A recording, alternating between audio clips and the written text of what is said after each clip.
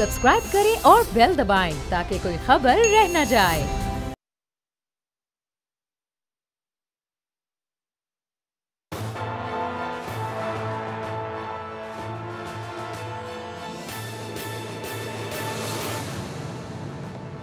अस्सलाम वालेकुम नाज़रीन, मैं हूं आपका मेज़बान समी इब्राहिम और आप देख रहे हैं प्रोग्राम तज्ज़िया। मेरे साथ हैं राजा आमिर अब्बास और राना ताहिर साहब जो एशियन न्यूज़ के ग्रुप एडिटर हैं।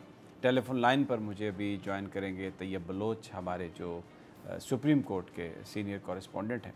और आज जो हमारी स्टोरीज़ हैं उसमें एक तो जो पाकिस्तान में जो सियासत चल रही है, नवाज़ शरीफ साहब के बाद जो शहबाज शरीफ साहब ने बात की कौमी हुकूमत की, उसके हवाले से जो मरीम नवाज़ साहबा ने बात की है, तो अल्फाज थोड़े से मुख्तलिफ हैं, लेकिन लग ये रहा है कि जो NRO या नेशनल रिकन्सिलिएशन की जो बात कर रहे थे शहबाज शरीफ साहब, मरीम साहबा उससे मुत्तफ़िक नज़र आ रही हैं। आहिस्ता आहिस्ता ये बात उधर ही चल रही है, इस पर बात करेंगे। फिर आज जो इस्लामाबाद हाई कोर्ट में जिस अंदाज़ में वो आईं और उन्होंने गुफ्तगू की, उस पर अदालत ने जो रिमार्क्स दिए उस पर भी बात करेंगे।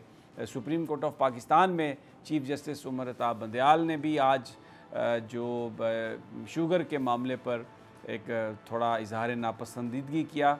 लाहौर हाई कोर्ट की तरफ से जो कुछ किया, उमर अताब बंदयाल साहब का ये कहना था कि ये क्लियर जो सुप्रीम कोर्ट की जो डायरेक्शंस थी उसकी ये वायलेशन है, और उन्होंने कहा कि ज़ाब्ते की कार्रवाई की जाएगी। और पहली दफ़ा ये हमें बात आज हमें देखने को मिली कि अगर कोई काम सुप्रीम कोर्ट की डायरेक्शन के ख़िलाफ़ कोई अगर हाई कोर्ट का जज भी करे तो उसके हवाले से भी सुप्रीम कोर्ट एक बहुत वाज़े मौक़िफ़ रखती है। बड़ी अहम ये सारी बात है।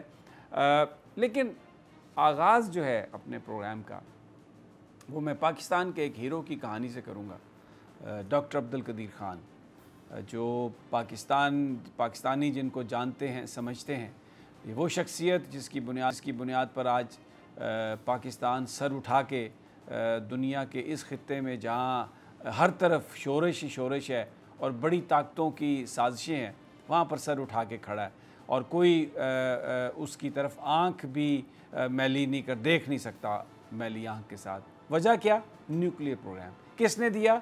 डॉक्टर अब्दुल कदीर ख़ान, उसके खालिक, उसके बानी, और इसमें जुल्फ़िकार अली भुट्टो, फिर उसके बाद ज़िया उल हक़, हमारे बहुत सारे सियासतदान। लेकिन आज वो कोरोना का शिकार हैं, आज वो बीमार हैं। मैं ये इसलिए बात कह रहा हूँ कि हमारे इस हीरो के साथ माजी में बहुत ज़्यादती की गई, जिसने पाकिस्तान को एटमी ताकत बनाया, अपनी सारी तवानाइयाँ सर्व की, बाहर से सब कुछ लेके आए, एक बड़ी ज़बरदस्त ज़िंदगी छोड़ के पाकिस्तान को अपनाया। सियासी मसलतों की बुनियाद पर कुछ अर्सा पहले उन पर बेजा इल्ज़ामात लगाए गए, उनको पाबंद सलासल भी किया गया, हाउस अरेस्ट किया गया उन्हें। फिर उसके बाद एक उनसे अपोलॉजी टेलीविज़न पर मंगवाई गई। तो अभी ज़िंदा हैं डॉक्टर अब्दुल कदीर, बीमार हैं। ये मौका है कि आप अपनी जो भी गलतियां की, आप उन गलतियों पर नज़र दौड़ाएं और उनका अजाला करें। उस हीरो को वो इज़्ज़त दें जिसकी वजह से आज हर पाकिस्तानी सर उठा के खड़ा है, जिसकी वजह से आज पाकिस्तान की सिक्योरिटी की तरफ कोई बंदा देख नहीं सकता। आज वो बीमार हैं, अलील हैं, और ये वो वक्त है कि हम अपने गुनाहों का कफ़ारा अदा करें। और उस हमारे हीरो की आवाम के दिलों में उसकी इज़्ज़त कम नहीं हुई। वो पहले लोग समझते हैं कि डॉक्टर कदीर कौन है, डॉक्टर कदीर क्या है, उन्होंने पाकिस्तान के लिए क्या किया। नोटिस लें वज़ीर आज़म साहब इस बात का, चीफ जस्टिस साहब भी इसको देखें, जनरल कमर जावेद बाजवा साहब भी इसको देखें। हमारे उस हीरो को जिसने पाकिस्तान को उस नेमत से नवाजा, अल्लाह की मदद से, कि जिसकी बुनियाद पर आज पाकिस्तान दुनिया में बिल्कुल अटल होकर खड़ा है और कोई उसकी तरफ मैली आंख से देख नहीं सकता। वो उस शख्स के लिए अगर वो बीमार है तो उसको प्रॉपरली एक उसको डिग्निटी के साथ उनकी तरफ देखा जाए, उनका इलाज किया जाए। और ये वो वक्त है कि उन्हें बताया जाए कि आप ही हकीकी हीरो हैं, और वो इतना बड़ा शख्स है कि उसने अपने वतन की खातर, अपने मुल्क की खातर जो कुछ उसको लिख के दिया गया वो उसने पढ़ दिया, इसलिए कि अगर हमारे मुल्क को इस चीज़ की ज़रूरत थी तो उन्होंने वो पढ़ दिया। जब एटमी ताकत बनाने की ज़रूरत थी तो वो हॉलैंड से सब कुछ छोड़ के आए जुल्फ़िकार अली भुट्टो के कहने पर। और यहाँ पर जिस तरह जुल्फ़िकार अली भुट्टो ने सर धड़ की बाजी लगाई उसके लिए और फिर फांसी वो लग गया उसी जुर्म में, डॉक्टर कदीर खान को भी उसी तरह की सज़ा दी गई और उन्होंने वो पाकिस्तान के लिए वो सज़ा कबूल की। लेकिन अभी वक्त है, अभी वो ज़िंदा हैं, हमें चाहिए कि हम इस चीज़ का कफ़ारा अदा करें और उन्हें वो इज़्ज़त दें जिसके वो मुस्तहिक हैं। वज़ीर आज़म साहब, जनाब चीफ़ जस्टिस ऑफ पाकिस्तान और जनाब आर्मी चीफ़, ये वो वक्त है कि अभी आप हमारे उस हीरो के दिल में जो मलाल होगा, उसका जो दिल टूटा हुआ होगा, लेकिन इसके बावजूद वो इस वतन की मोहब्बत में सरशार है, कभी उसने ज़बान नहीं खोली, चाहें जाकर अपनी उस गलती का कफ़ारा करें और पाकिस्तानी भी इज़्ज़त से सर उठा के फिर जिएँ, क्योंकि ये हर जहन पर यह बोझ है। बहुत सियासतदानों ने भी उनके साथ ज़्यादतियाँ की, बहुत ज़्यादा उनको डिग्रेड भी करने की कोशिश की गई। मैं नाम नहीं लेना चाहता इस वक्त, मैं आज जो बात कर रहा हूँ उसका मकसद किसी की बैशिंग नहीं है, उसका मकसद सिर्फ ये है कि हमारा वो हीरो जिसने हमें वो ताकत दी, आज जो मोहब्बतें उसने पाकिस्तान को दी, उन मोहब्बतों को लौटाने का टाइम है। आज हमें उनका हाथ थाम कर उन्हें ये बताने की ज़रूरत है कि हमारे दिल भी डॉक्टर कदीर खान आपके साथ धड़कते हैं, पूरा पाकिस्तान आपकी सेहत के लिए दुआ गो है और आपने जो कुर्बानियाँ दी हम उसका एहतराम करते हैं। और हमसे जो गलतियाँ हुई, हमने जो अपनी जान बचाने के लिए, अपने आप को बचाने के लिए आपको जिन चीज़ों में फंसाया, हम उस पर शर्मिंदा हैं, हम आपसे उस बात की माफ़ी मांगते हैं। ये वो चीज़ है जो आपको करने की ज़रूरत है। बहरहाल अब ये अप टू द रूलर्स। साहब, हम तो यही कर सकते हैं। You want to add anything to that? Sameer साहब, आपने बिल्कुल सही बात की है। बिलाशुबा वो हकीकी कौमी हीरो हैं डॉक्टर अब्दुल कदीर खान, जिन्होंने, देखें, ये आपने सही किया, आपने किसी का नाम नहीं लिया, लेकिन ये हकीकत है कि जब एटमी धमाके हुए तो कौम ने जिस मोहब्बत का इजहार किया डॉक्टर कदीर खान से, उस वक्त के हुक्मरान हसद करने लग गए थे और उन्होंने उनको पस मंज़र में डालने की कोशिश की। लेकिन जो बात आपने कही बिल्कुल सही कि कौम के दिलों में आज भी डॉक्टर अब्दुल कदीर खान के साथ वही मोहब्बत है और उन्होंने कभी जो सलूक उनके साथ किया गया उसका गिला तक नहीं किया। यानी इस वाक़े के बाद मेरा ख्याल है कि मेरी उनसे 2-3 मुलाकातें भी हुई, मुख्तलिफ़ तकरीबात में भी, एक तकरीब में भी मैं उनके साथ था, वहाँ भी उन्होंने जो गुफ्तगू की उसमें इस बात का जिक्र तक नहीं किया कि माजी में उनके साथ क्या सलूक रवा रखा गया। तो वो हकीकी मानों में कौमी हीरो हैं। हम सब उनके लिए दुआ गो हैं कि अल्लाह ताला उनको जल्द अज जल्द सेहतयाब करे। डेफिनेटली। अब आते हैं जी अपनी जो दूसरी हमारी जो सियासी स्टोरीज़ हैं, जिसमें आज मरियम साहबा जब आई इस्लामाबाद हाई कोर्ट में, तो वहाँ पर मैं जो शहबाज शरीफ और उनके बीच में जो वो नेशनल रिकन्सिलिएशन की बात है उसमें तो बाद में आता हूँ, लेकिन ये क्योंकि राजा आमिर अब्बास साहब खुशकिस्मती से हमारे साथ हैं, आते ही उन्होंने अदालत के अंदर बड़ी ज़ोर से अस्सलामु अलैकुम, अदालत चल रही थी, तो वो आमिर फ़ारूक साहब उन्होंने कहा कि ये पहले तो हमारा इरादा नहीं था कि हम इनकी ज़मानत को मंसूख करें, लेकिन मुझे लगता है कि अब ये बनती है। और बाद में अतात आरड़ जो हैं वो जो साथ में वो उन्होंने माफ़िया मांगनी शुरू कर दी कि जी हमें माफ़ कर दें, मैं वकील हूँ जी, मैं माफ़ी मांगता हूँ। राजा आमिर अब्बास, ये क्या हुआ? ये यानी कोई अदालत का डेकोरम, कोई ये जो बड़े लोग हैं इनको कोई एहसास नहीं है इस बात का?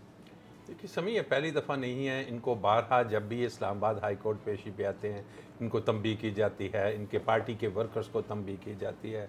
वो तो क्या, वो अपनी तस्वीरें बनवाने के लिए अपने बच्चों तक को ले आते हैं वहाँ पे कोर्ट में, और कोर्ट में एक इतना सीरियस मैटर चल रहा है और इस्लामाबाद हाई कोर्ट के सीनियर मोस्ट जजेस वहाँ पे बैठे हुए हैं, और वहाँ पे आके कहना है कि ये कोई पंचायत तो नहीं कि आप आके अस्सलाम वालेकुम कर रहे हैं। तो ऑल्दो के दे नो इट, ये बात नहीं कि उन्हें इल्म में नहीं कि अदालतों में इस तरीके से बिहेव नहीं किया जाता, लेकिन वो ये समझते हैं कि दे आर अनटचेबल्स, उनको कुछ नहीं हो सकता। सिर्फ वो कहते हैं जी हमारी तो चूंकि पूरी सियासत की टीम बैठी हुई है तो हम जजेस से ज़्यादा हमें फ़िक्र इनकी है, और हम इनसे मुखातिब होने के लिए वो कोर्ट में केस लड़ने के लिए थोड़ी आते हैं, केस में तो तारीखें लेते हैं, इधर आके उनको बार माइक भी मिल जाता है, ऑडियंस भी मिल जाता है, उन्होंने जो मैसेज देना होता है वो दे देते हैं। अदरवाइज़ कोर्ट में तो चुप करके हमारी ये 30 साल की प्रैक्टिस क्या है कि जिनके केसेस होते हैं, जिन्होंने कोर्ट से रिलीफ लेना होता है, वो पीछे एक कुर्सी पे खामोशी से बैठे होते हैं कोर्ट चलने से कोई आधा घंटा या घंटा पहले, और उनके लॉयर्स आके तमाम ये बातें करते हैं। दिस शोज द एटीट्यूड, और कोई दूसरी चीज़ नहीं है, ये एटीट्यूड है कि जिसकी वजह से फिर एक तो गर्दन में सरिया है बेसिकली। आप भी बड़े कानूनी अल्फाज इस्तेमाल करते हैं, बेसिकली गर्दन में सरिया है। तो फिर अल्लाह ताला ने इस चीज़ का कुरान पाक में भी कहा है कि ये जो गरूर और तकब्बर है, इसका इलाज तो फिर बहुत बड़ी सज़ा है। अच्छा जी, अब मैं तैयब बलोच हमारे साथ हैं और मैं बड़ी एक अहम जो स्टोरी है पहले उसकी तफसीलात लूँ और फिर राजा आमिर अब्बास से बात करते हैं। इसमें मैं एक जुमला थोड़ा सा ऐड कर दूँ, ये जो आपने जस्टिस आमिर फारूक साहब वाली बात की है कि पहले तो मोहतरमा मरीम नवाज़ साहिबा को जब बुलाया गया अदालत की तरफ से, उनके केस के लिए आवाज़ दी गई, तो वो और उनके शौहर नामदार जो हैं वो कमरा अदालत में मौजूद नहीं थे। इस पर भी अदालत ने बरहमी का इजहार किया कि भाई अपील कुनिंदा को अदालत में मौजूद होना चाहिए। ये वाक़तन ये समझते हैं कि हमें कोई, और फिर एक जुमला आज उन्होंने कहा कि इंतकाम के सामने अब पेश होना भी अक्लमंदी नहीं, ये किसको वो कह रही हैं? ये जुमला किसके लिए उन्होंने? नहीं, बिल्कुल। अच्छा, एक बड़ा शुगर स्कैंडल हुआ था, उसमें सुप्रीम कोर्ट की एक क्लियर डायरेक्शंस थी, लेकिन लाहौर हाई कोर्ट में जज साहब ने शायद उन डायरेक्शन को उस तरीके से फॉलो नहीं किया, और आज ये सुप्रीम कोर्ट में मामला जब सामने आया तो जस्टिस उमर अता बंदयाल साहब ने इस हवाले से बड़ी नापसंदीदगी का इजहार किया और उन्होंने कहा ज़ाब्ते के तहत कार्रवाई होनी चाहिए, और ये तो कंटेम्प्ट भी हो सकती है सुप्रीम कोर्ट की। तो एक हाई कोर्ट के जज के बारे में गुफ्तगू करते हुए हमने कभी ऐसे रिमार्क्स नहीं सुने पहले अदालत से, इस तरह सुप्रीम कोर्ट से। लेकिन उमर अता बंदयाल साहब बहुत क्लियर माइंडेड जज हैं, वैसे बड़े सॉफ्ट स्पोकन हैं, बिल्कुल कानून की जो बारीकियां हैं उसको समझते हुए उसके मुताबिक एक्ट करते हैं, उसके मुताबिक बात करते हैं। कभी कोई अननेसेसरी उन्होंने बात नहीं की। डेफिनेटली सुप्रीम कोर्ट की जो डायरेक्शंस हैं उसके हवाले से वो बात कर रहे थे, तो इस मामले में हमें नज़र आ रहा है बहुत वो कमिटेड हैं, क्योंकि फ्यूचर चीफ जस्टिस भी हैं। तैयब बलोच, कुछ बताइए ये मामला था क्या? दरअसल समी साहब, ये मामला इस तरीके से है कि 12 के 12 सुप्रीम कोर्ट ने हुक्म दिया था शुगर मिल्स के मामले पे, उनकी जो कीमतों का तयन से मुतल्लिक वफाकी हुकूमत की अपील थी, उस पर सुप्रीम कोर्ट ने मामला वापस लाहौर हाई कोर्ट को भेजते हुए ये हुक्म दिया था कि जो एक्स मिल रेट में फ़र्क है, यानी कि एक्स मिल रेट शुगर के हवाले से जो हुकूमत का है वो 84 रुपये है और जो शुगर मिल्स का है वो 97 रुपये है। तो वो जो फ़र्क है उस फ़र्क पे चीफ सुप्रीम कोर्ट ने और इसी जस्टिस उमर अता बंदयाल ने हुक्म दिया था कि वो रकम है वो हाई कोर्ट के अंदर जमा कराई जाए, और तमाम शुगर मिल्स के मालकान ने और उनके वकला ने इस पर हामी भरी थी कि वो कैश की सूरत में वो रकम जमा कराएंगे। तो ये मामला जो है वो लाहौर हाई कोर्ट को रिमांड कर दिया गया। जब लाहौर हाई कोर्ट के जज हैं जस्टिस शाह जमील खान, उनके पास ये मामला चल रहा था, तो आज deputy attorney general Aamir Rahman ने अदालत को बताया कि नोटिफिकेशन वगैरह हो गया और अदालती हुक्म पर अमल दरामद किया जा रहा है। ताहम चेक की सूरत में जो है वो शुगर मिल्स मालकान जो है वो चेक जो है वो जमा करा रहे हैं। इस पर जस्टिस उमर अता बंदयाल ने बरहमी का इजहार किया। उसने कहा कि शुगर मिल्स मालकान ने तो सुप्रीम कोर्ट में रजामंदी से कहा था कि वो कैश देना चाहते हैं, तो ये फिर चेक कैसे देना शुरू हो गए? तो इस पर आमिर रहमान ने कहा कि जी लाहौर हाई कोर्ट के जज जो है जस्टिस शाह जमील खान, उन्होंने उनको अलाउ किया है। तो इस पर जस्टिस उमर अता बंदयाल ने कहा कि सुप्रीम कोर्ट की वाज़ेह डायरेक्शन थी कि कैश की सूरत में जो है वो पैसे लिए जाए, ये तैयार गए, क्यों ना फिर हम जस्टिस शाह जमील के खिलाफ तौहीन अदालत की कार्रवाई करें। और डिप्टी अटॉर्नी को उन्होंने हिदायत भी की कि आप इस हवाले से जो है वो दरखास्त दायर करें और हम उनके खिलाफ कार्रवाई करेंगे, क्योंकि सुप्रीम कोर्ट के वाज़ेह अहकामात के बावजूद उन्होंने शुगर मिल्स मालकान को किस तरीके से अलाउ किया कि वो कैश की बजाय जो है चेक जमा कराए। तो इसी के ऊपर जो है वो बाद में आमिर रहमान का जो हमने उनसे बात भी की, तो उन्होंने कहा कि अदालत ने अपनी ऑब्जर्वेशन दे दी है, हम इस हवाले से जो है वो हुकूमत से जो वो हिदायत लेंगे और फिर देखेंगे कि आया उन जज के खिलाफ तौहीन अदालत की कार्रवाई करनी है या नहीं। ठीक है, बहुत शुक्रिया तैयब बलोच, बहुत शुक्रिया। राजा आमिर, कभी ऐसा हुआ नहीं, लेकिन हमने ये देखा है कि बारहा सुप्रीम कोर्ट की डायरेक्शंस के बावजूद जो मुख्तलिफ कोर्ट्स हैं, लोअर कोर्ट्स, हाई कोर्ट्स जो हैं, वो ऐसे फ़ैसले कर रही हैं। मिसाल के तौर पे सुप्रीम कोर्ट ने कहा कि आप जो ज़मानत की दरख्वास्त है उसमें आप मेरिट डिस्कस नहीं कर सकते, लेकिन यहाँ पर तो ज़मानत की दरख्वास्तों का फ़ैसला करते हुए पूरे केस के फ़ैसले कर दिए गए। पहली दफ़ा है कि सुप्रीम कोर्ट ऑफ पाकिस्तान में जस्टिस उमर अता बंदयाल जो फ्यूचर के चीफ जस्टिस भी हैं, उन्होंने ये इंदिया दिया है कि अगर सुप्रीम कोर्ट की डायरेक्शंस को मद्देनज़र नहीं रखा गया तो फिर उन जजेस के खिलाफ तौहीन अदालत की कार्रवाई, ये तो मिसकंडक्ट है। राजा आमिर अब्बास समी साहब बिल्कुल सही कहा। इसमें दो पहलू हैं। जैसे आपने पहले कहा कि एक तो सुप्रीम कोर्ट की जनरल डायरेक्शंस होती है कि किसी पर्टिकुलर एनोलॉजी के बारे में कि आपने इसको ऐसे इंटरप्रेट करना है या ड्यूरिंग किसी प्रोसीडिंग के ऐसे लेके चलना है, लेकिन यहाँ पे एक स्पेसिफिक ऑर्डर कर दिया गया है, एक स्पेसिफिक कंडीशनल और कॉन्सेंट के साथ ऑर्डर था कि ये पैसा जमा होगा और पैसा जमा होने के बाद फर्दर कार्रवाई होगी। और जो हाई कोर्ट है उसे कतहन सुप्रीम कोर्ट के ऑर्डर को ऑल्टर, ये तो ऑल्टर कर दिया ना उन्होंने कि इन्होंने पोस्ट डेटेड चेक्स ले लिए और उसके बाद उन्हें मज़ीद फैसिलिटी दी। और ये फैसिलिटी क्यों दी जा रही है कि जब क्लियर कट डायरेक्शंस हैं, क्या जज साहब की दो ही वजूहात हो सकती हैं, या तो उनके पास नॉलेज नहीं कि जनाब सुप्रीम कोर्ट के ऑर्डर में आप एक कॉमा भी एक डॉट भी चेंज नहीं कर सकते, या फिर जज साहब कहते हैं ठीक है जी ये मेरी डिस्क्रिप्शन है, मैं आपको फैसिलिटेट कर रहा हूँ। ये शुगर मिलों वालों को अक्सर हमने देखा है अदालतों में फैसिलिटेशन तो मिल ही जाती है, लाहौर हाई कोर्ट में ख़ासकर। तो आई थिंक जज साहब ने बिल्कुल एक according to book, according to law, जो चीफ जस्टिस होने वाले चीफ जस्टिस हैं बंदयाल साहब, उन्होंने एक्शन लिया है। और इसमें कार्रवाई क्यों ना हो, क्योंकि अगर लाहौर हाई कोर्ट में या किसी भी हाई कोर्ट में इस किस्म के ऑर्डर्स को फ्लाउट किया जाता है, चेंज किया जाता है, तो फिर सुप्रीम कोर्ट की वो जिसको हम कहते हैं एपिक्स कोर्ट, अब एपिक्स कोर्ट की वाज़ेह डायरेक्शन के बाद कल को वो कहेंगे जी 1 करोड़ की ज़मानत थी आपने कैश में लेनी है। आपको याद होगा कि वो मलिक रियाज वाले केस में वहाँ भी सुप्रीम कोर्ट के फैसले थे, पैसे आने थे, बाद में पता नहीं किस हिसाब में पैसे अच्छा आए, इसमें एक, नहीं आए। मैं एक सवाल यहाँ पर बड़ा अहम जो आपने किया है वो मैं उठाना चाहता हूँ। बहुत सारे मामलात में सुप्रीम कोर्ट की डायरेक्शंस को बज़ाहिर प्रिमा फेसाई उनको नज़रअंदाज किया गया, तो अगर एक जज के ख़िलाफ़ इस तरह से कार्रवाई हो जाती है तो ये तो फिर बहुत सारे जो दूसरे मामलात हैं उनमें भी कार्रवाई हो सकती है, या आप ये समझते हैं कि ये होगा कि फिर मुस्तकबिल में मज़ीद ऐसे वाक़यात ना हो? लेकिन पीछे बहुत वाक़यात ऐसे हुए जिसमें लोअर कोर्ट्स, ख़ास तौर पे लाहौर हाई कोर्ट के हवाले से तो सोशल मीडिया पर बहुत स्पेकुलेशन हुई है फैसलों के हवाले से। बिल्कुल इस पे चेक होना चाहिए, क्योंकि हमें याद है कि एक जज साहब के ख़िलाफ़ रेफरेंस भी आ गया था कि उनकी जजमेंट में कुछ इस किस्म की चीज़ें थीं कि जो सुप्रीम कोर्ट, क्योंकि कॉन्स्टिट्यूशन ऑफ पाकिस्तान के तहत जो सुप्रीम कोर्ट के फैसले होते हैं वो हाई कोर्ट्स और दूसरी अदालतों पे बाइंडिंग होते हैं, और जब वो बाइंडिंग है तो आप उससे मुनहरिफ या अलहदा नहीं जा सकते। लेकिन अब चूँकि अगर एक एग्जाम्पल बना दी जाए, बात ये नहीं होती कि आपने पूरे के पूरी वो करना है, यू मेक एन एग्जाम्पल कि जनाब इन जज साहब ने, क्योंकि ये स्पेसिफिक जो मनी ऑर्डर्स होते हैं ना जिनमें पैसों का जिक्र होता है, वहाँ तो किसी किस्म की गुंजाइश नहीं होती। मैंने आपसे पहले कहा कि अगर कोई थीम की बात है, कोई इंटरप्रिटेशन की बात है, कोई फैक्ट्स किसी के आपने हाई कोर्ट ने देखने हैं, वो कहेगा जी इसके फैक्ट्स डिफरेंट थे, लेकिन यहाँ तो उन्होंने डायरेक्शन दे के डिस्पोज ऑफ करके मैटर भिजवा दिया और जज साहब ने एक ग्रॉस, बज़ाहिर एक ग्रॉस वायलेशन की है। ठीक हो गया, ये एक नई शुरुआत हो सकती है और एक ऐसा इरा शुरू हो सकता है जिसमें जो टॉप लेवल से जो डायरेक्शंस आएँ, फिर ये एक साबित हो जाएगी, बात ये तय हो जाएगी कि कतई तौर पर उसकी वायलेशन का कोई ना सोचे। और ये बहुत अहम है मौजूदा सूरत हाल में। मैं सुनता हूँ बहुत सारे जो हमारे सीनियर कानूनदान हैं वो आके अक्सर ये कहते हैं कि जी फ़लाँ पर डिवीज़न है, फ़लाँ पर डिवीज़न है, उधर से ये जजमेंट आ रही है, उधर से ये जजमेंट आ रही है, बाज़ औक़ात कन्फ्लिक्टिंग जजमेंट आ जाती हैं, किस तरीके से आगे मूव करना है।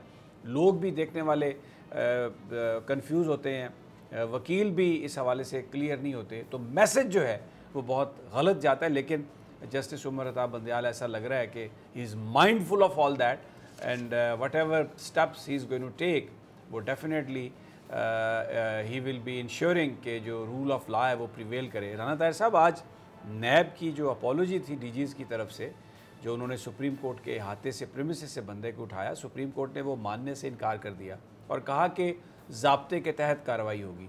बहुत बड़ा स्टेप है ये जो आज सुप्रीम कोर्ट ऑफ पाकिस्तान ने लिया। बिल्कुल समी साहब, देखें तमाम इदारे इस मुल्क के सुप्रीम कोर्ट के अहकामात के पाबंद हैं, ताबे हैं उनके। कोई भी अदारा सुप्रीम कोर्ट के अहकामात से रूगर्दानी नहीं कर सकता, खा वो मातहत अदलिया हो या कोई और अदारा हो। हुकूमत या हुकूमत के सरबराहान जो हैं वो भी अदलिया सुप्रीम कोर्ट के फैसले से इधर उधर नहीं हो सकते। और ये जो आपने अभी बात की है नैब वालों की, इन्होंने तो अदालती तकद्दस का ख्याल नहीं किया। देखें वो बहुत अच्छे आदमी हैं, चेयरमैन नैब जो हैं जस्टिस जावेद इकबाल, मेरा ख्याल है इसीलिए अदालत उज़्मा ने ये मामला नैब पर छोड़ा है कि आप इनके खिलाफ कार्रवाई करके तो अदालत को रिपोर्ट दें। ये जस्टिस जावेद इकबाल पर एक तरीके से अदालत ने एतमाद का इजहार किया है कि भाई ये इनके खिलाफ एक्शन लेंगे, लेकिन उन्होंने कहा कि हम फैसला फिर करेंगे कि तौहीन अदालत की कार्रवाई आगे करनी है या क्या करना है जब नैब की रिपोर्ट आएगी एक्शन की। अब ये नैब अथॉरिटीज़ का है काम कि वो अपने उन लोगों के खिलाफ एक्शन लें जिन्होंने सुप्रीम कोर्ट का तकद्दस पामाल किया।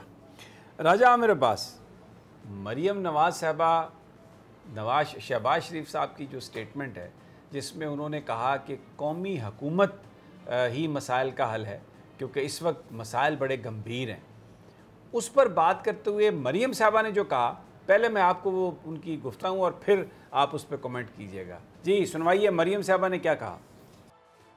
राजा Aamir Abbas, national reconciliation NRO बड़े अरसे के बाद सुना है हमने मरियम साहबा के मुंह से, तो क्या what did you make out of it? देखिए ये वही NRO है जो इमरान खान पिछले 3 साल से कह रहा है कि जनाब ये पार्लियामेंट में भी कानून साजी भी हो जाएगी, हमारी गवर्नमेंट भी अच्छी हो जाएगी, ये मुल्क की तमाम पॉलिसीज़ भी अच्छी हो जाएंगी। सिर्फ ये NRO नेशनल रिकन्सिलिएशन, अब आपके इल्म में है कि जब इससे पहले एक NRO आया था और इस मुल्क की 14 रुकनी सुप्रीम कोर्ट ने नॉन एस्ट करार दे दिया था और कहा था कि मुशर्रफ का वो जो NRO है उसकी कोई कानूनी हैसियत नहीं। अब NRO का मतलब क्या था? उस NRO में हमने देखा कि NRO में जितने भी क्रिमिनल केसेस थे, चाहे वो MQM के थे, पीपल्स पार्टी के थे, नून लीग के थे, इनका हुदैबिया मिल था, दूसरा था जरदारी साहब के थे, वो तमाम के तमाम ख़त्म कर दिए गए थे। अगर उसी के तहत रिकन्सिलिएशन करके मियाँ साहब को मुल्क में आने दिया जाए, मरियम बीबी के केसेस ख़त्म कर दिए जाएं, जरदारी साहब के ओमनी ग्रुप और वो ख़त्म कर दिया जाए, तो उन्होंने कैंसिलेशन के बाद कहा कि जी कौमी हुकूमत किस तरह? आप तो पार्लियामेंट की मेंबर नहीं हैं। मुझे तो ये बड़ी हैरानगी होती है कि एक जो पॉलिटिशियन हैं बनी हुई हैं जो कि ख़ुद अभी तक नाअहल हैं, टेक्निकली शी इज़ डिसक्वालीफाइड क्योंकि उनकी वो डिसक्वालिफिकेशन की सज़ा बरकरार है इस्लामाबाद हाई कोर्ट में, और वो कौमी धारे की सियासत की बात करते हैं, नेशनल असम्बली की बात करते हैं, और जबकि दूसरी पार्टीज़ पीपल्स पार्टी को आपके इल्म में है कि उन्होंने कहा है कि जनाब हम बात करेंगे तो सिर्फ उन सियासतदानों से जो पार्लियामेंट के अंदर मौजूद हैं। और अब क्या इस्लामाबाद हाई कोर्ट के बाहर जाके ये स्टेटमेंट देना, ये स्टेटमेंट तो आप दें, आपने क्यों नहीं कराची के जलसे में ये बात की? आपने तो अटेंड ही नहीं किया वो कराची का जलसा, वो प्लेटफॉर्म था कि जहाँ से बात करते। And this is what I से कि इस्लामाबाद हाई कोर्ट और अदालतों ने जिन्हें इन्हें ज़मानत दी हुई है, और वो ज़मानत के बाद जब अपने केस में आते हैं और अदालतों के बाद बाहर आके वो इस किस्म की जब तकारीर करते हैं, तो इस अदालतों को नोटिस देना चाहिए कि जनाब अगर आप बाहर आए हुए हैं तो आप खामोशी से आइए। एक तरफ तो नैब जोन सी है, एक आम आदमी को सुप्रीम कोर्ट जैसे बड़े अदारे की प्रेमिसेस से पकड़ती है, और उसी नैब को ये नज़र नहीं आता, उसी नैब को हमजा अपने तहखाने में घुसा हुआ था, वहाँ से अरेस्ट नहीं कर सके। हाँ शेर हैं कि हम सुप्रीम कोर्ट से जाके एक आम आदमी को अरेस्ट कर लेंगे। ठीक हो तो ये मुझे उनकी ब्रेक पर जाना है, मुझे ब्रेक पर जाना है। बड़ा ये इम्पोर्टेंट पॉइंट है राजा आमिर अब्बास का। वापस आते हैं तो ज़रा जो मुस्लिम लीग नून की इंटरनल पॉलिटिक्स है जिसमें बहुत सारे जो लीडर्स हैं वो ऐसा लग रहा है कि वोट की सियासत की बात कर रहे हैं, सिस्टम के अंदर रहकर स्ट्रगल की बात कर रहे हैं, तो फिर प्रिवेल कौन करेगा? ये सब कुछ लेकिन एक छोटे से वक्फे के बाद।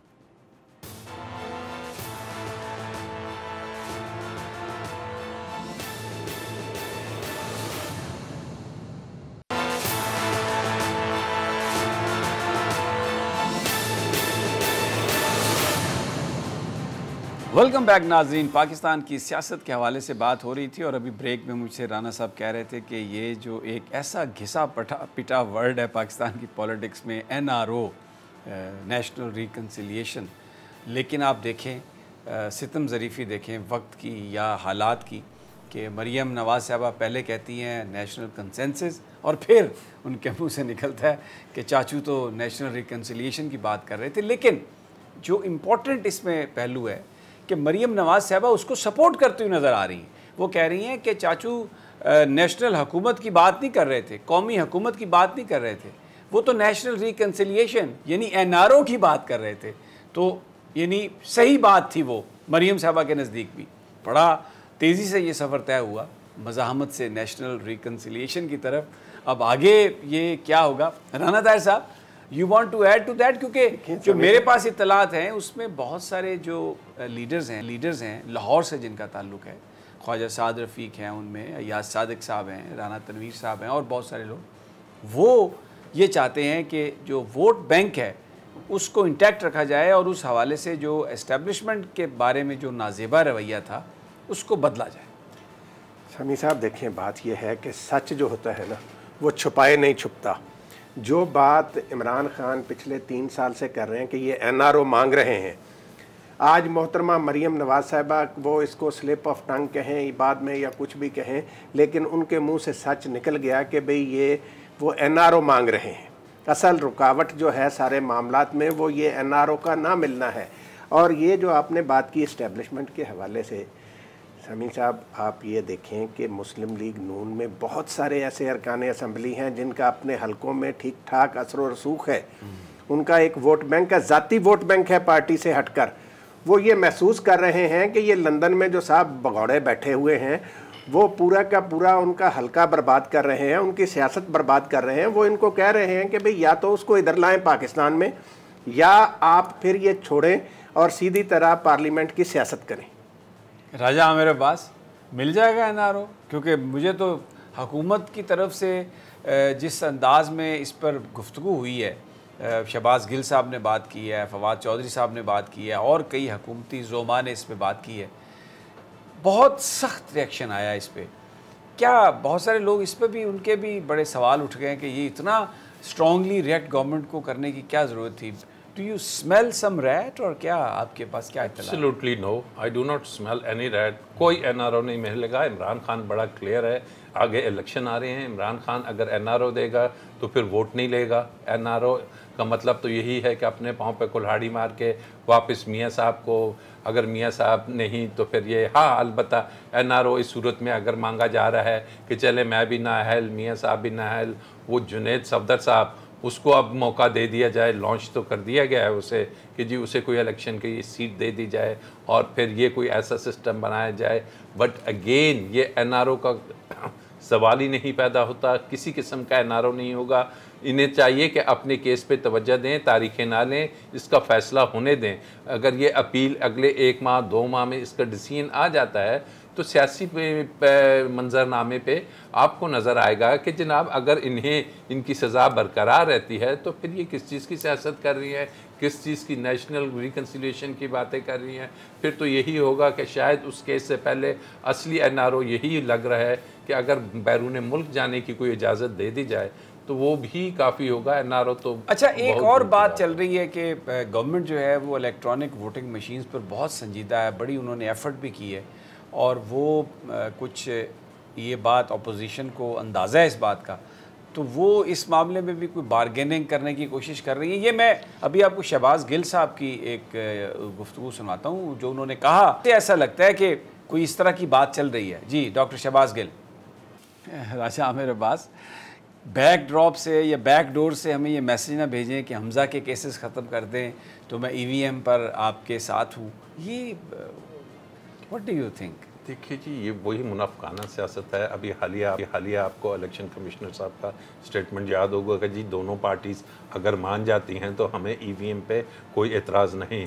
Chief election commissioner of Pakistan का मकसद ये है कि वो मशीनें दुरुस्त हैं, इन दोनों के जो सियासी आपस में तनाव है वो अगर ख़त्म हो जाता है, शायद शहबाज शरीफ ने उन्हें भी बता दिया हो कि जी ठीक है मैं तैयार हो जाऊंगा। आप देखिए ना, हमजा के केसेस शहबाज ही ख़त्म कराना चाहेंगे ना, लीडर ऑफ द अपोजिशन है। तो अगर आपकी कानून साजी ले दे पे होनी है, अगर आपके पार्लियामेंट में, मुझे फिर वही बात याद आती है कि पार्लियामेंट में कानून साजी जब करने जाते हैं, या पहले भी आपको फैटिफ के जब बिल आए थे तो वो 34 नैब की वो लेके आ गए थे शिके।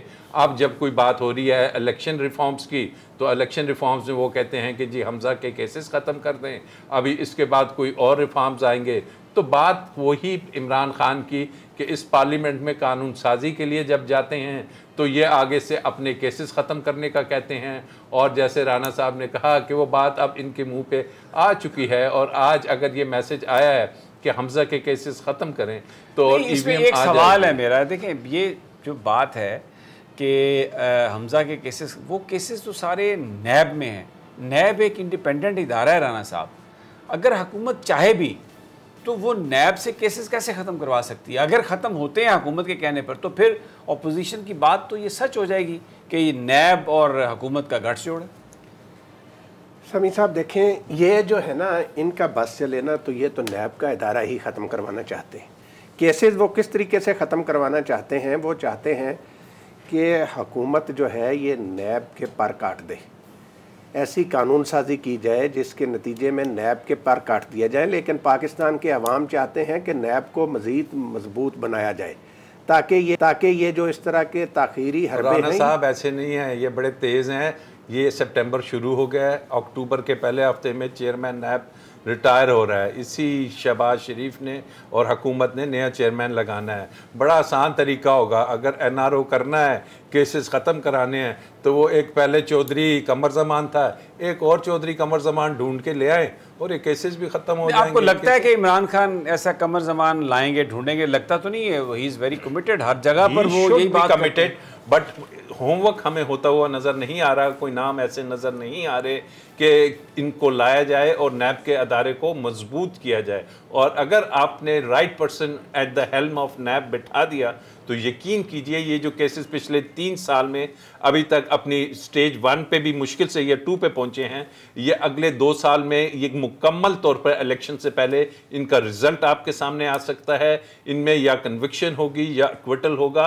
एंड इट्स हाई टाइम कि ये जो नैब का मिजाक बना हुआ है कि जनाब इस वक्त एक भी मुस्लिम लीग का लीडर आपके सलाखों के पीछे नहीं है, और 3 साल से ओपन एंड शट केसेस देखते आए, टीटियां देखते आए, हम पकोड़े वाले और पापड़ वाले देखते आए।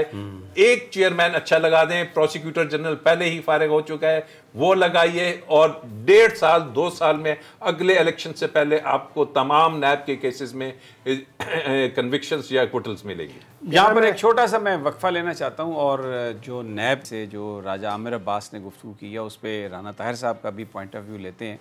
और एक बड़ा सवाल ये है कि अगर चेयरमैन नैब रिटायर हो रहे हैं अक्टूबर में और नए चेयरमैन के तकर्रर में कुछ टाइम लगता है, तो ये जो प्रोसिक्यूशन हो रही है, ये जो रेफरेंसेस बन रहे हैं, इनकी क्या इनकी किस्मत होगी, क्या इनका मुस्तकबिल होगा? लेकिन ये सब एक छोटे से वक्फे के बाद।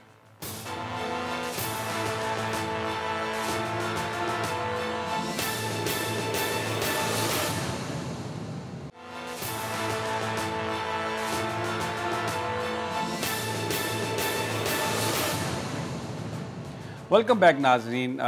NRO, NAB cases, chairman NAB, बहुत इम्पॉर्टेंट टाइम आने वाला है अक्टूबर में। अगर chairman NAB justice Javed Iqbal retired होते हैं तो उसके बाद, क्योंकि जो नैब के कवानीन है, अगर चेयरमैन मौजूद नहीं है तो फिर नए रेफरेंसेस तो फ़ाइल नहीं हो सकते, और अगर नए रेफरेंसेस फ़ाइल नहीं हो सकते तो इसका मतलब है कि फिर जो प्रोसिक्यूशन है, नए जो इल्ज़ामात हैं या जो भी जहाँ पर भी इन्वेस्टिगेशंस चल रही थी, इंक्वायरीज़ चल रही थी, वो काम तो रुक जाएगा। बहुत सारे लोग ये कहते हैं कि नए चेयरमैन का तकर्रर ना होना भी तो एक तरह का एनआरओ हो सकता है ना, कि जिसमें कोई नए केसेस नहीं बन रहे, और जो पुरानी इंक्वायरीज़ हैं, ये इन्वेस्टिगेशंस हैं, उनकी बुनियाद पर भी कोई रेफरेंस नहीं बन सकेगा। राजा आमिर अब्बास तो डेफिनेटली जो प्रोसिक्यूशन है वो भी बहुत शदीद मुतासर होगी, और जैसे आपने बयान किया, अगले इलेक्शन से पहले बहुत सारे लोग छूट जाएंगे जिन्होंने माल भी बड़ा बनाया, तो फिर तो एक अनअनाउंस्ड एनआरओ हम इसे कह सकते हैं। देखिए, ये 2-3 चीज़ें बड़ी इंपॉर्टेंट हैं। ये जो आपको डिलेज नज़र आ रहे हैं केसेस में, या ये जो तारीखें ली जाती हैं, या ये जो आपने देखा होगा कि अब ये एक ट्रेंड चल पड़ा है कि जी वो मर्ज़ी का जज होगा तो हम 100 मोटो चलाएंगे, मर्ज़ी का जज नहीं होगा तो हम केस विड्रॉ कर लेंगे। इस किस्म की चीज़ों को ख़त्म करना हुकूमत का फ़र्ज़ है। मैं पिछले 3 से 4 माह से कह रहा हूँ कि चेयरमैन नैब के मसले को हल कीजिए। इसका मसला हल करना कोई रॉकेट साइंस नहीं है। शहबाज शरीफ नहीं मानता अगर, और वो अपोजिशन बिल्कुल नहीं चाहती कि कोई नया चेयरमैन आए, तो आपके पास खुदारा मैं कह चुका हूँ कि सिंपल मेजॉरिटी है। नैब के कानून को मैं सिंपल मेजॉरिटी से अपॉइंटमेंट ऑफ चेयरमैन के तरीक़ेकार को चेंज कर दीजिए, नेशनल असेंबली से, सेनेट में इशू आता है, मुश्तरका इजलास बनाइए। It would hardly take few days, 1 हफ्ते 10 दिन में आप ये कानून साजी करिए, निकाल के उधर फेंक दें। आप लीडर ऑफ द अपोजिशन को आप ले आइए, सुप्रीम कोर्ट को ले आएँ, किसी और को बीच में ले आएँ, अपॉइंटमेंट के तरीक़ेकार को वाज़ेह करें और नया चेयरमैन लगाएं। ये कौन सी बड़ी बात है? But there has to be a will और there has to be a guideline. ये ना हो कि आखिरी दिन आप फिर ऑर्डिनेंस निकाल दें और जी कि जावेद साहब को 3 महीने की या 6 महीने की एक्सटेंशन दे दो, जो कि कानून के भी खिलाफ है, नैब ऑर्डिनेंस के भी खिलाफ है और हमारी बहुत सी जजमेंट्स हैं उनके भी खिलाफ है। तो this the government has to think और उस पर डिसीजन लेना चाहिए। जी राना साहब, आप क्या कहते हैं? हमीद साहब, राजा आमिर अब्बास साहब ने बड़ी अच्छी बात की है। देखें, चेयरमैन नैब की तकर्री का जो तरीक़ेकार है उसमें तब्दीली लाने की ज़रूरत है। आपने चेयरमैन नैब को हटाना है तो वो सुप्रीम जुडिशल काउंसिल के ज़रिए हटा सकते हैं। तो चेयरमैन नैब की तकर्री क्यों अपोजिशन लीडर और कायदेवान मुकमका करके करें? आप चेयरमैन नैब की तकर्री जो है वो सुप्रीम कोर्ट के चीफ जस्टिस की मुशावरत से करें। ये कानून लाया जाना चाहिए कि सुप्रीम कोर्ट के चीफ जस्टिस की मुशावरत से चेयरमैन नैब की तकर्री होगी। और बिल्कुल सही कहा कि अगर इसमें ताख़ीर की गई तो इसका फैसला तो समी साहब उन लोगों को पहुंचेगा जिन्हें वज़ीर आज़म इमरान खान चोर डाकू कहते हैं, कि जिन्होंने कौम को लूट लिया और बाहर भाग गए। ये सारा फ़ायदा चेयरमैन नैब की तकर्री में ताख़ीर का उनको होगा। इस हवाले से हुकूमत को फौरी कार्रवाई करनी चाहिए और ज़ाती तौर पर वज़ीर आज़म इमरान खान को देखना चाहिए कि इसमें ताख़ीर ना हो। ताख़ीर का फ़ायदा मुल्ज़मों को होगा। ये तो बड़ी राजा आमिर अब्बास, बज़ाहिर तो हमें हुकूमत इस हवाले से कोई आपने जैसे बयान फरमाया होमवर्क करती हुई नज़र ही नहीं आ रही। ये मामला अभी तो बजाय इसके कि आप नैब के चेयरमैन के तकर्रुर की बात करें, उसकी तकर्रुरी की बात करें, इलेक्ट्रॉनिक वोटिंग मशीन जो 2023 में इलेक्शन होना है, फड्डा उस पर डला हुआ है, और जो ये 1 महीने के बाद सिचुएशन आ रही है और जिसका एहतसाब से बड़ा गहरा ताल्लुक है। और सुप्रीम कोर्ट ऑफ पाकिस्तान भी ये कह चुकी कि 120 नहीं आप अदालतें बना दें, और हम बार बार सुनते रहे कि जी फंडिंग आ रही है, ये हो रहा है, वो हो रहा है, जजेस आ रहे हैं, ना वो अदालतें बनी, ना चेयरमैन नैब की तकर्री के हवाले से कोई बात हो रही है, इलेक्ट्रॉनिक वोटिंग मशीन पर बात हो रही है जो 2023 में होना है। ये क्या तरजीहात हैं? देखिए, ये फिर इनको हम तरजीहात तो नहीं कह सकते। तरजीहात तो होती हैं कि आप इम्पोर्टेंस के हिसाब से चलें। फिर ये वही बात है कि ये जो एक आती है कानून में, कभी मियाँ नवाज शरीफ साहब बाहर चले जाते हैं किसी डील के नतीजे में, अब मरियम बीबी कहती हैं, शहबाज शरीफ कहता है हमज़ा को छोड़ दो, तो फिर लगेगा कि हम शायद उसी डायरेक्शन में जा रहे हैं। और अगर उस डायरेक्शन में गए हम तो फिर आप फैटिव में भी नाकाम होंगे, फिर आप दुनिया में जो आपका ये रेटिंग्स आ रही हैं, जो इंडिकेटर्स हैं, ये माशी इंडिकेटर्स हैं, वो भी ख़राब होंगे। आपकी सुप्रीम कोर्ट जो इतना कुछ करके गई है पैनामा के केसेस में और दीगर नैब के केसेस में, वो सब भी रिवर्स हो जाएगा। And that would be and very unfortunate even and the responsibility I believe कि इमरान खान की हुकूमत जो कि एहतसाब का नारा लगा के आई है, अगर उनकी इसमें नाकामी होती है तो सबसे ज़्यादा ब्लेम उन्हें किया जाएगा। राना ताहिर साहब, मुझे तो लगता है कि हर पॉलिटिकल पार्टीज़ में ऐसे लोग मौजूद हैं जो समझते हैं कि ये नैब को या तो एबॉलिश हो जाना चाहिए या इसके कवानीन तब्दील होने चाहिए। और ये जो हम पे आ जाती है कि हम बताएं जाके एसेट बियॉन्ड मींस केस में कि हमने दौलत कहाँ से इकट्ठी की, ये तब्दील हो जानी चाहिए और ये नैब प्रूव करे कि हमने बेईमानी की। और वो इसलिए कि ये जो बेईमान लोग हैं ये तो अपना कोई निशान ही नहीं छोड़ते, ये तो कंप्यूटर भी उठा के साथ ले जाते हैं जिसमें से सारे ऑर्डर्स पास किए जाते हैं। साहब, आपने बड़ी अच्छी बात की। आप देखें, जो बंदा चोर नहीं है उसको किसी चीज़ से घबराने की क्या ज़रूरत है। कभी यहाँ ब्यूरोक्रेट्स जो हैं वो कहते हैं ये नहीं होना चाहिए, कभी बिजनेसमैन कहते हैं ये नहीं होना चाहिए, कि भाई जो साफ शफाफ काम कर रहा है उसको किसी से घबराने की क्या ज़रूरत है। और ये समी साहब, मुल्क की ज़रूरत है कि नैब कवानीन को मज़ीद सख्त किया जाए। और ये देखें, एक लीडर ऑफ द अपोजिशन जो खुद नैब का मुल्ज़म है, जिसके खिलाफ टीटीओ के केस हैं, उसकी मुशावरत से नया चेयरमैन तैनात किया जाएगा।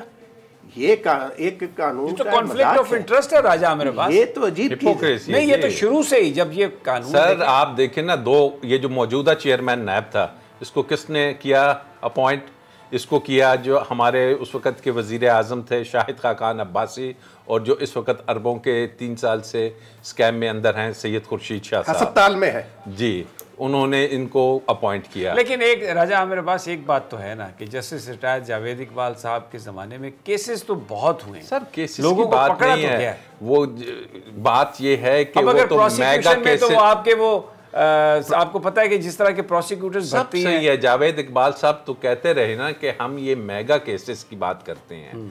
मेगा केसेस में आप बताइए कि किसी एक में एक, ये कह रहे इतनी रिकवरीज हुई हैं, किसी एक सियासतदान से 1 रुपया भी इन्होंने रिकवर किया है आप मुझे बता दें, तो फिर तो नैब की बड़ी परफॉर्मेंस। वो कहते हैं कि वो जो 35-40 अरब रुपए ये जो फेक अकाउंट केस है, इसमें जो फ्रंट मैन है इन सियासतदानों के, उन्होंने वो रिकवरी करवाई है उसमें प्ली बार्गेन कर। नहीं, कोई फ्रंट मैन की एक उसमें वो मलिक रियाज की फैमिली ने पैसे जमा कराए हैं और उसमें कोई रिकवरीज नहीं है। ज़मीनें इन्होंने जो कहा कि जी ये हुकूमत की थी हमने वापस करा दी, उसको रिकवरी में शो कर देते हैं।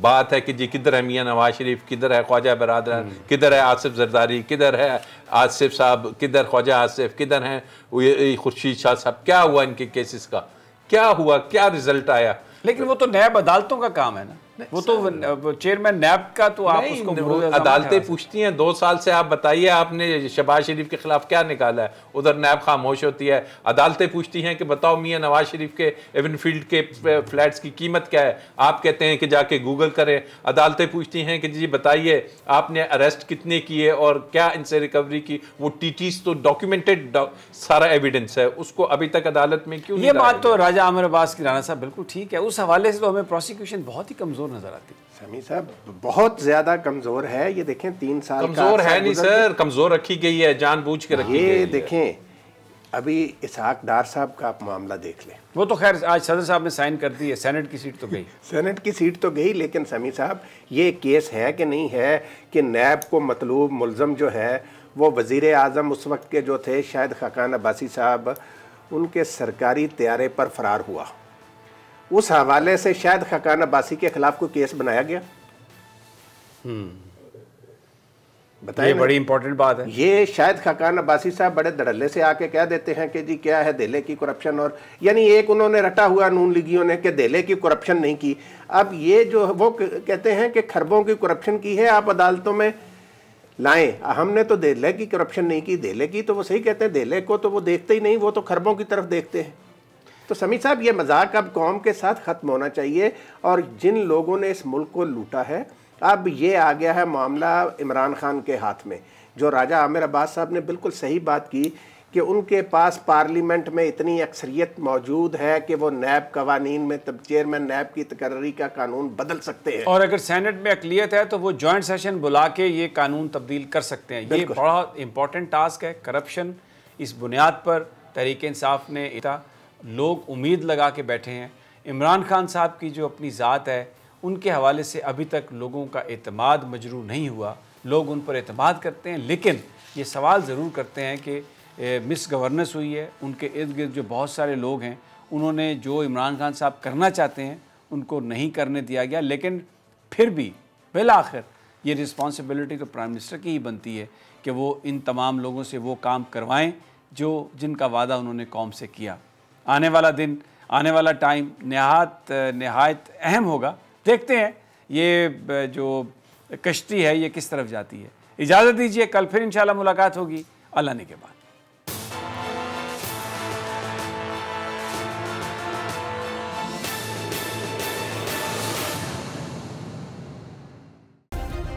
सब्सक्राइब करें और बेल दबाएं ताकि कोई खबर रह न जाए।